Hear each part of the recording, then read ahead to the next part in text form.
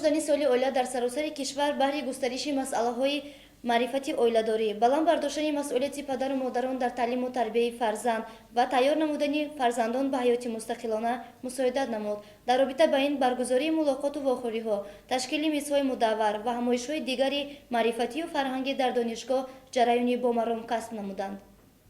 вобаста ба эълон шудани соли оила дар кафедра ва факултетҳои донишгоҳ дар ҳамдастӣ бо бахши тарбия пайваста чорабиниҳои мухталифи илмию фарҳангӣ ва маърифатӣ доир гардиданд.